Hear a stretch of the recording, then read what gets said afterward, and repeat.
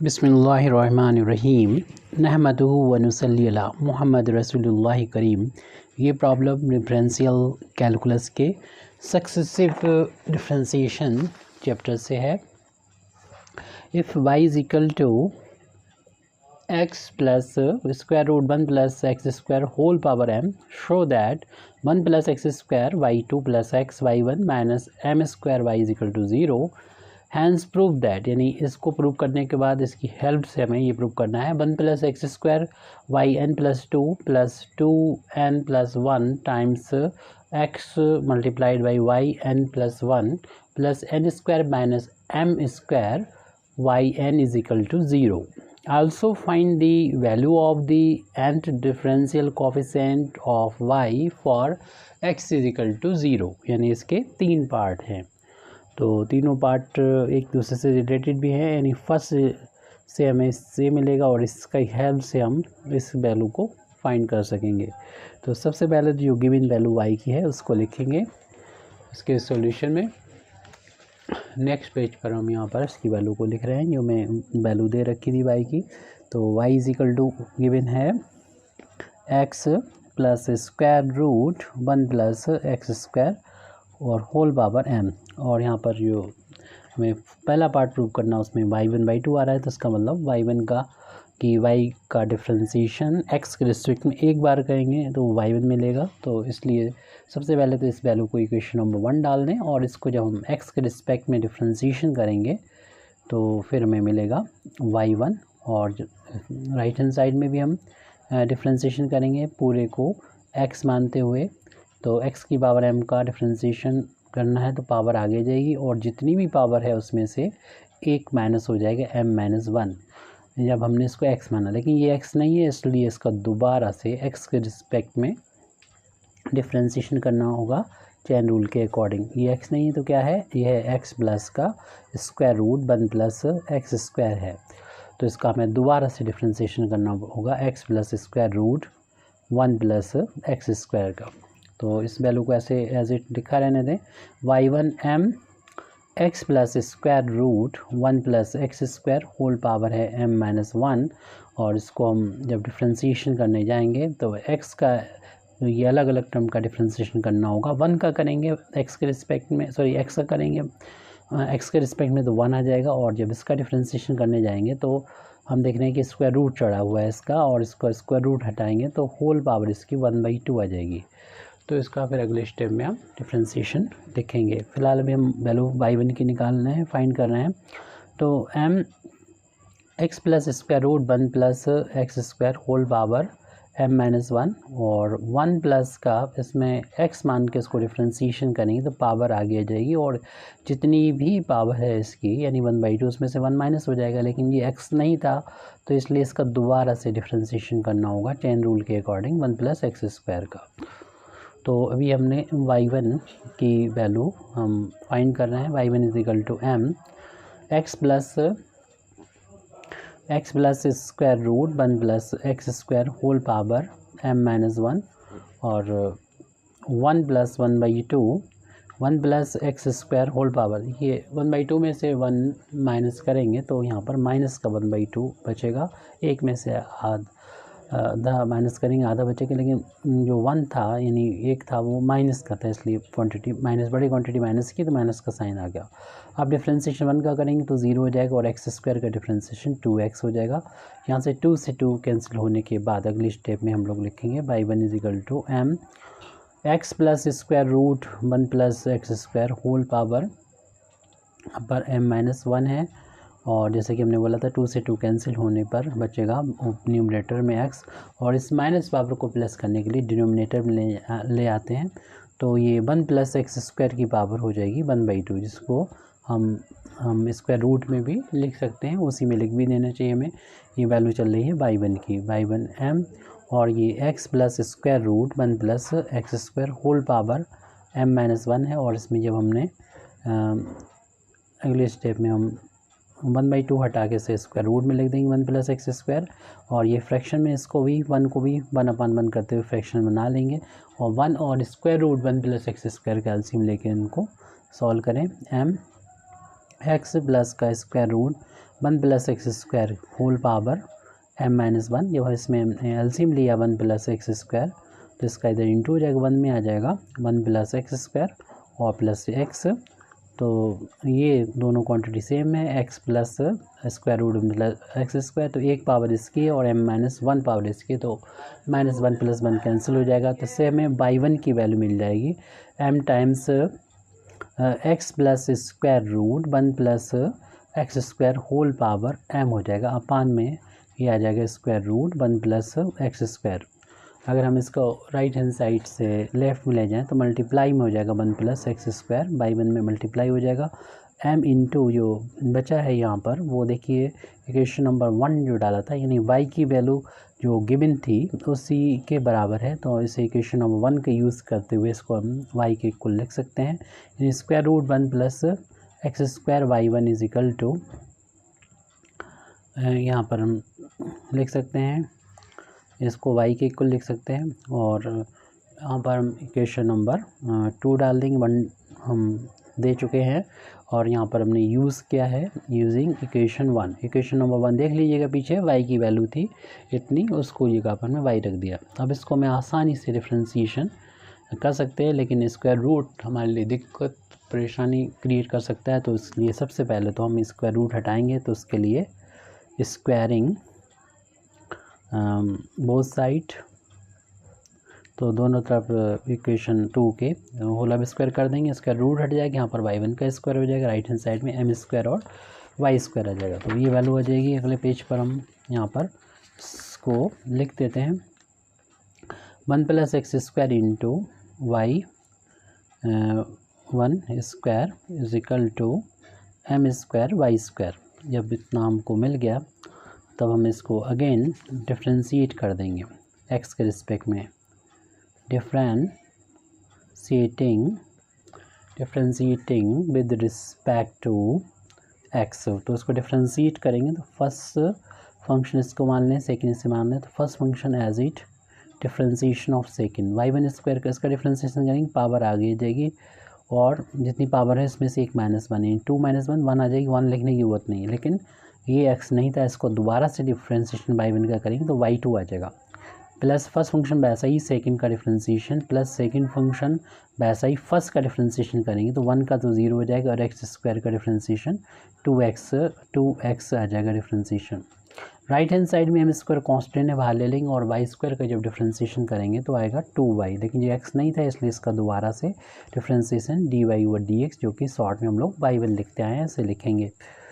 तो 1 + x² 2 यहाँ पर आ जाएगा इंटू में 2y1 y2 प्लस ये 2x और y1² equal to 2y, sorry पहले हम लिख लेते हैं m² y और इसको हम y1 लिखेंगे। देख रहे हैं कि 2y1 कॉमन आ रहा है, दोनों साइड से कैंसिल हो जाएगा तो बचेगा 1 + x², 2y1 को कॉमन लेने पर y2 बचा, प्लस 2 बाहर ले गया x y1 बचेगा यहाँ पर, और यहाँ पर 2m² y1 है तो 2 से 2 और y1 से y1 कैंसिल हो गया। हमारे पास कैंसिल होने के बाद जो वैल्यू बची है वो ये है 1 + x² y2 plus x y1 is equal to m² y, जिसको हम लेफ्ट हैंड साइड में ट्रांसपोज कर सकते हैं तो वैल्यू आ जाएगी 1 + x² y2 plus x y1 minus m² y is equal to 0। इसे equation number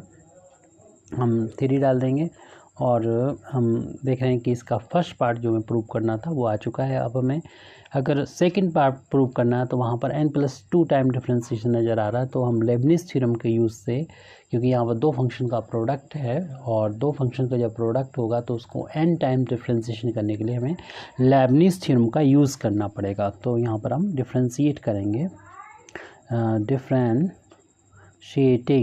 differentiating n times by use of Leibniz theorem, use of Leibniz theorem. तो लेबनिज़ थ्योरम का use से हम लोग यहाँ पर डिफ्रेंशिएट कर रहे हैं n बार। तो इसके लिए हम पहले इस वाले टर्म का डिफ्रेंशिएशन करेंगे जिसमें दो फंक्शन का मल्टीप्लिकेशन, और इसको हम 3 बार डिफ्रेंशिएशन करेंगे, 0 हो जाएगा, इसलिए इसमें ये फार्मूला लगेगा NC0, यानी लेबनिज़ थ्योरम का यूज़ कर रहे हैं। n बार डिफ्रेंशिएशन करना है तो इसलिए NC0 आया है। इसमें जो जिसका डिफ्रेंशिएशन 3 बार में या 4 बार में 0 हो जाता है उसको तो हम पहले वाले टर्म में ऐसे ही रखेंगे और n बार डिफ्रेंशिएशन दूसरे वाले फंक्शन का कर देंगे, यानी y2 का कर देंगे। फिर प्लस करके इस टर्म से देख के अगला टर्म लिखेंगे जो NC1 आएगा और इसका डिफ्रेंशिएशन एक बार किया जाएगा, तो ये लिखा है यहाँ पर 1, तो एक बार डिफ्रेंशिएशन करेंगे 1 का तो 0, x² का 2x हो जाएगा। और फिर यहाँ पर इसका जो n बार डिफ्रेंशिएशन हो रहा था, अब हमें y2 का डिफ्रेंशिएशन करना होगा n-1 टाइम्स, यहाँ पर देख सकते हैं। तो n-1 यानी पहले से एक कम हो गया। और इस टर्म को देख के अगला टर्म हम लोग लिखेंगे प्लस NC1 था तो अब की 2 आ जाएगा और इसका डिफ्रेंशिएशन करेंगे जो कि 2 इंटू 1, यानी इसका हमें एक बार और डिफ्रेंशिएशन करेंगे जो कि यहाँ लिखा जाएगा 2 इंटू 2 कांस्टेंट है x का, तो x के रिस्पेक्ट में डिफरेंस 1 आ जाएगा। और यहाँ पर एक कम और कर दीजिए, यहाँ पर n-1 था, n-2 कर देंगे y2 का डिफरेंस है, क्योंकि अगली बार में इसका डिफ्रेंशिएशन 0 हो जाएगा, इसलिए ये बस इतने ही टर्म आएंगे इसका n बार डिफ्रेंशिएशन में फर्स्ट टर्म के, जिसमें लेबनिज़ थ्योरम का हमने यूज़ किया। अब इस टर्म का सेकेंड टर्म का हम जब डिफ्रेंशिएशन कर रहे हैं, जो इक्वेशन नंबर 3 है हमारी, उसमें n बार डिफ्रेंशिएशन करना है तो NC0 लेबनिज़ थ्योरम का यूज़ कर रहे हैं और x को ऐसे लिख देंगे और n बार डिफ्रेंशिएशन करेंगे y1 का। फिर नेक्स्ट टर्म लिखेंगे, इसको देख के NC1 करेंगे, यहाँ पर x का डिफ्रेंशिएशन 1 हो जाएगा और यहाँ पर एक कम कर दीजिए यानी n-1, यहाँ से देख सकते हैं n-1 हो जाएगा y1 का डिफ्रेंशिएशन। ये कांस्टेंट है, अगले स्टेप में 0 हो जाएगा, बस ये इतने ही टर्म आएंगे इसका डिफ्रेंशिएशन में। नेक्स्ट जो टर्म है उसमें हम डायरेक्ट डिफ्रेंशिएशन कर देंगे, यहाँ लेबनिज़ थ्योरम का यूज़ नहीं होगा। m² कांस्टेंट है, बाहर ले लेंगे और y का एक बार n बार डिफ्रेंशिएशन y1 हो जाएगा। राइट हैंड साइड में 0 का डिफ्रेंशिएशन 0 के इक्वल हो जाएगा। अब यहाँ पर जो है NC0 है तो इसकी वैल्यू जो होती है 1 के इक्वल होती है, इंटू 1 प्लस x² और इसमें ये इंडेक्स यहाँ पर ऐड हो जाएगा। तो यहाँ पर ये इंडेक्स यहाँ पर ऐड हो जाएगा, तो ये yn+1 हो जाएगा। प्लस ये 1 है तो ऊपर जो भी लिखा है तो वही वैल्यू आ जाती है अगर 1 होता है, और यहाँ पर ये इंडेक्स इसमें जब जुड़ जाएगा तो yn हो जाएगी, यानी एक बार डिफ्रेंशिएशन हो रहा है, n बार और हो गया, n-1 टाइम्स, तो n बार हो जाएगा कुल मिला के, ये दोनों ऐड हो जाते हैं। उसके बाद हमारा टर्म ये सॉरी हम तो इसको लिख रहे थे, तो यहाँ पर 1 + x² लिख दिया। उसके बाद ये इंडेक्स यहाँ पर ऐड हो जाएगा, n+2 हो जाएगा। फिर ये 1 है तो ऊपर जो भी लिखा तो वही आ जाती है, और यहाँ पर हमें लिखना था, सॉरी ये 2x लिखना था, तो 2x लिख देंगे इंटू में, और ये इंडेक्स में जुड़ेगा तो n+1 आ जाएगा। फिर NC2 की वैल्यू लिखेंगे तो ये वैल्यू होती है n-1 अपान फैक्टोरियल 2 होती है, और इसमें मल्टीप्लाई में 2 है, ये इंडेक्स यहाँ जुड़ेगा तो ये वैल्यू जो होगी yn हो जाएगी। ब्रैकेट क्लोज करें, नेक्स्ट टर्म को लिखेंगे तो यहाँ पर 0 है तो ये वैल्यू 1 हो जाएगी x, और ये इसमें इंडेक्स जुड़ जाएगा तो ये yn+1 हो जाएगा। प्लस ये 1 है तो ऊपर जो भी लिखा है वो आ जाएगा n, और ये इंडेक्स इसमें जोड़ेंगे तो yn हो जाएगा, और माइनस m² yn ऐसे लिख देंगे। राइट हैंड साइड में ये 0 लिख देंगे। फिर इसके बाद हम लोग यहाँ पर इस ब्रैकेट को हटा देंगे और फैक्टर 2 की वैल्यू 2 के बराबर हो तो ये से यहाँ पर कैंसिल कर देंगे। उसके बाद जो भी वैल्यू है वो लिखेंगे ब्रैकेट हटाने के बाद। 1 + x² y n+2 प्लस इसको पहले लिख देंगे, यानी 2 को 2n x y n+1 और प्लस का n-1 yn, और इस ब्रैकेट को हटा देंगे तो ये वैल्यू मिलेगी x y n+1 और प्लस n yn और माइनस m² yn = 0 हो जाएगा। तो ये फर्स्ट टर्म को ऐसे ही छोड़ देंगे और बाकी के लाइक टर्म को फर्स्ट टर्म को एज इट लिख देंगे, यानी मेरे कहने का मतलब ये है 1 + x² y n+2 को ऐसे लिख दिया। बाकी के लाइक टर्म को हम कलेक्ट करेंगे, यानी y n+1 का एक टर्म ये जिसका कोफिशिएंट है 2nx, फिर yn+1 का दूसरा टर्म ये है, इसका कोफिशिएंट ओनली x है और यहाँ पर हमने yn+1 को बाहर लिया, प्लस का साइन है लगा दिया, उसके बाद में yn के टर्म है, yn कॉमन लेने पर हमारे पास बचेगा n(n-1) इस वाले टर्म में, और yn का एक टर्म ये है और दूसरा ये है, तो प्लस का यहाँ पर n लिख देंगे और फिर माइनस का m² और yn राइट हैंड साइड में 0 के बराबर है। अब इसमें से x भी हम यहाँ से कॉमन ले सकते हैं, तो हमारे पास जो वैल्यू बचेगी 1 + x² और yn+2 प्लस x बाहर लेने पर बचेगा हमारे पास 2n+1, x बाहर लेने पर yn+1 प्लस ऐसे यहाँ पर ब्रैकेट ओपन कर लें, n का अंदर मल्टीप्लिकेशन कर देंगे, n² - n + n minus m² yn = 0, या n प्लस माइनस कैंसिल हो जाएगा और हमारे पास वैल्यू बचेगी 1 + x² yn+2 plus 2n+1 x yn+1 plus n² - m² yn = 0। तो ये वैल्यू हमारे पास आ जाएगी, आ चुकी है, यानी थर्ड जो हमें प्रूव करना था वो भी हो चुका है। अब हमें इसके बाद जो yn की वैल्यू निकालना थी, तो उसके लिए इसे इक्वेशन नंबर 4 डाल दीजिए, x = 0 पर निकालना है, तो उसके लिए सबसे पहले तो हमें पुट करना होगा इक्वेशन नंबर जो डाले हैं वहाँ पर, पुटिंग x = 0, जितने भी इक्वेशन थे 1, 2 और 3 और यहाँ पर अब लास्ट में 4 आया, इसमें 0 रख देंगे x बराबर, यानी जब हम इक्वेशन नंबर 1 जिसमें y की वैल्यू दे रखी इसमें x = 0 रखेंगे, तो देख रहे हैं कि 0 रखने पर सिर्फ ये 1 बच रहा है, 1 की पावर कुछ भी होगी तो 1 ही आएगा, यानी इसको हम डिनोट करेंगे इस तरीके से, y की वैल्यू एट x = 0, इसकी वैल्यू 1 आगे सॉल्व करने पर। फिर इक्वेशन नंबर 2 को देखेंगे हम, इक्वेशन नंबर 2 में यहाँ पर x बराबर जब 0 पुट किया जाएगा तो ये वैल्यू 1 हो गई, y1 की वैल्यू 0 और ये यहाँ पर आ जाएगी इस तरीके से, यानी y1 की वैल्यू एट 0 पर आ जाएगी m × y की वैल्यू एट 0, y की वैल्यू 0 पर 1 के बराबर है वैल्यू, तो m × 1 हो जाएगा, यानी y1 की वैल्यू एट 0 पर m के बराबर आ गई, जिसका हम आगे चल के यूज़ करेंगे।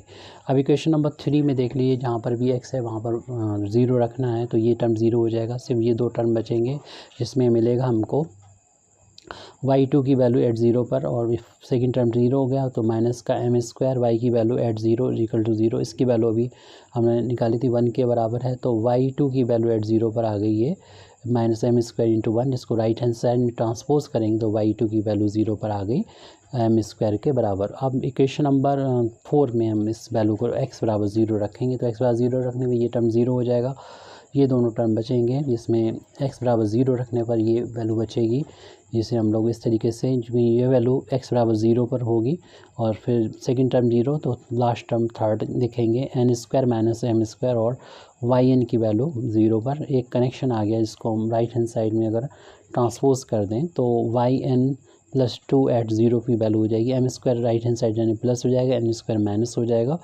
और yn की वैल्यू एट 0 पर, इस तरीके से हमारा एक इक्वेशन आ गया। इक्वेशन नंबर चाहे तो उसको 5 डाल दें, जिसका हम यूज़ करते हुए निकाल सकते हैं yn की वैल्यू, लेकिन n की वैल्यू जो है वो इवन भी हो सकती है, ऑड भी हो सकती है, तो पहले अगर हम ऑड लेते हैं, व्हेन n इज़ ऑड, जब n ऑड होता है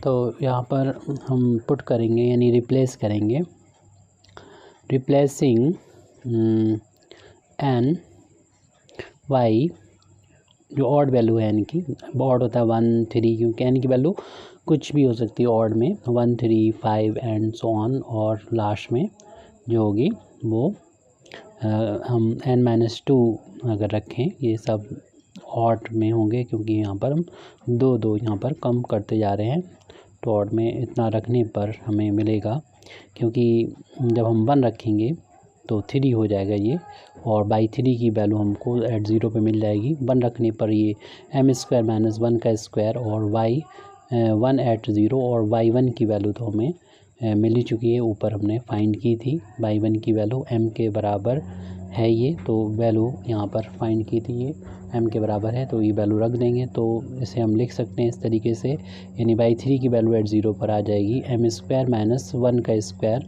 ये 3 है, देखिए 1 का स्क्वायर आ रहा है, याद रखिएगा, और वैल्यू हमने m की वैल्यू y1 की वैल्यू रख दी 0 पर। अब हम 3 जब रखेंगे यहाँ पर तो ये 5 बन जाएगा, तो y 5 की वैल्यू y5 की वैल्यू 0 पर, और राइट हैंड साइड में एम स्क्वायर माइनस का 3 स्क्वायर होगा। वहाँ 1 स्क्वायर था, देखिए 3 रखने पे यहाँ पर इतना स्क्वायर है। इक्वेशन नंबर 5 में रखना है और y3 आ जाएगा यहाँ पर n की वैल्यू, क्योंकि अब हम 3 रख रहे हैं तो y3 एट 0। और y3 की वैल्यू भी निकाली थी एम स्क्वायर माइनस 3 स्क्वायर, ये y3 की वैल्यू यहाँ पर पुट कर देंगे तो y5 की वैल्यू मिल जाएगी। y3 की वैल्यू